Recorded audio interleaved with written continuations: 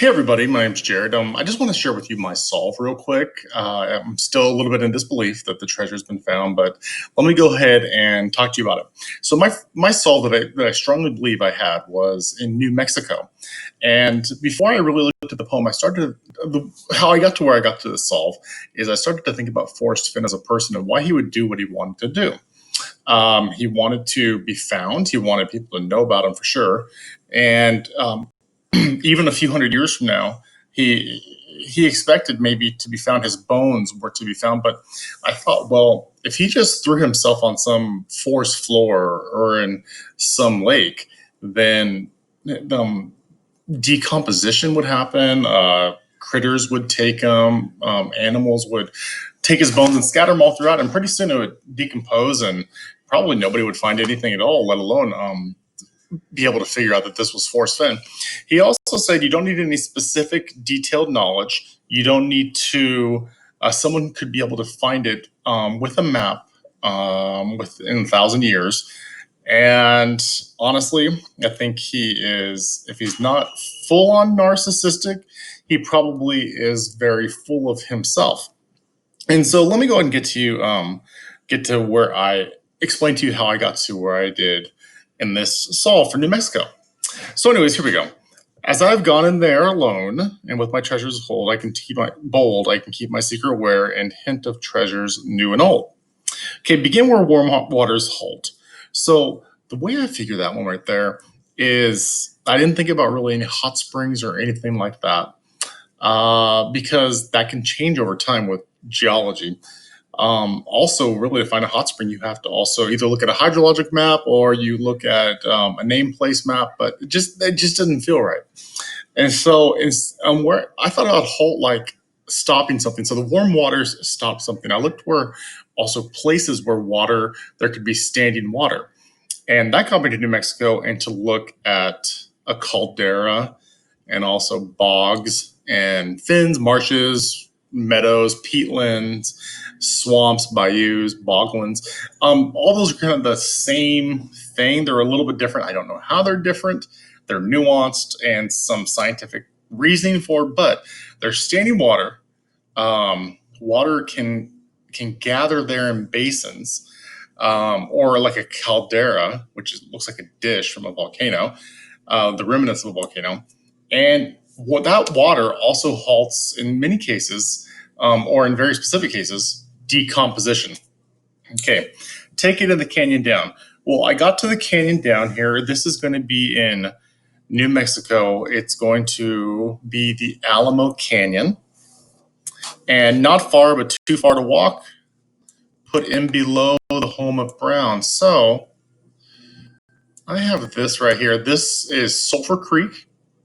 And this right here, if it were to show up, would be Alamo Canyon. Now, putting below the home of Brown, that right there is capitalized. That is probably the only thing that has kept me up at night. But to me, it can't be a person. It can't be, it can't really even be a place because place names change. You would have to know a specific knowledge of the local history to be able to find a person. Yes, it's capitalized. So the only thing that I could think about is brown moss, which is prevalent in sphagnum moss and brown moss. It's common in boglands. Okay, from there, it's no place for the meek. And to me, I got that it's somewhat a precarious position. You got to have a little bit of courage to do this. The end is ever drawing nigh. There'll be no paddle up your creek. So in this case right here, you got a creek and you got a little meandering creek right here. But to me, paddle also has a different meaning. I looked in the dictionary, and paddle also means to be able to wade in shallow water with your bare feet. And it doesn't necessarily have to be in a boat with a paddle, an oar, but you could be just wading in the water and walking. Just heavy loads and water high. So when I read that one right there, heavy loads and water high, this Alamo bog actually has like 12 feet of moss and sediment and organic matter that is accumulated in it, and it's just totally compact on it. And it's this marshland and fen and whatnot, and that's really heavy. And these things, this organic matter can accumulate so much that some of these boglands can have fires. Okay, and water high, heavy loads, water high. I mean, the 12 feet high with this water-soaked organic matter. If you've been wise and found the blaze, the way I thought of a blaze was somebody that I would have found it if it was there, if I had gone boots on the ground. Obviously, my only conjecture would be that the blaze was probably some trail marker, and you just look down right there. Look quickly down, your quest to cease, but tarry scant with marvel gaze. Just take the chest and go in peace. Okay, let's see right here. So why is it that I must go and leave my trail for all to seek the answer I already know? I've done it tired, now I'm weak. So hear me all and listen good. Your effort will be worth the cold. So talking about a temperature here, and getting in the water, it's cold unless it's like the same body temperature or a little bit higher. It's going to be cold. If you are brave and in the wood, so in the wood right there, this bog, in some places, bog has a very special kind of wood. It's called bogwood, and that bogwood was used for those pipes like General MacArthur had. That's a usage for bogwood because it was a very resistant to water.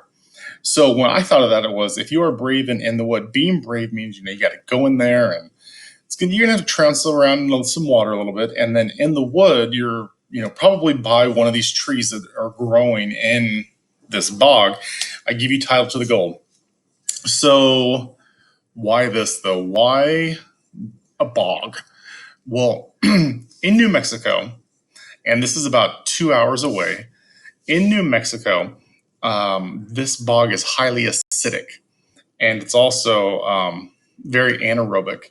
And those two conditions are very similar to what you'll see in the boglands in England, where they have found hundreds-of-year-old bodies that have not decomposed. And if I were to move this right here so you can see the coordinates right here, this is a place, this is called the Alamo Bog. It's actually misnamed Alamo Bog because it's a montane fen, so it's actually the Alamo Fen, and it's in Carson National Forest, which makes it a Forrest Fenn. And so if I were to zoom out, the only places that it could be different is here.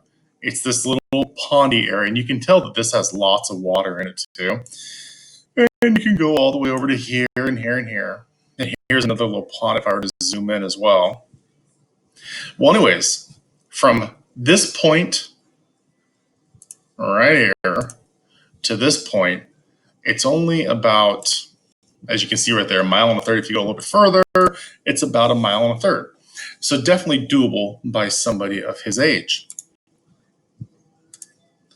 And so this was my New Mexico solve. It's in the Alamo Bog, in the Alamo Canyon, and the Valles Caldera National Preserve.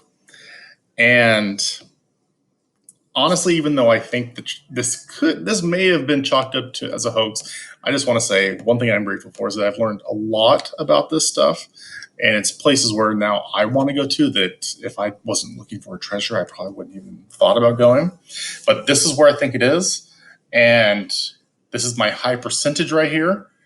And this is the one that if I were to have one chance to go, it would be it, because he won't be decomposing, and it's very fitting for someone like Forrest Fenn who wants people to know about him, narcissist, because people will find him in a couple hundred years and he won't be decomposing in a Forrest Fenn.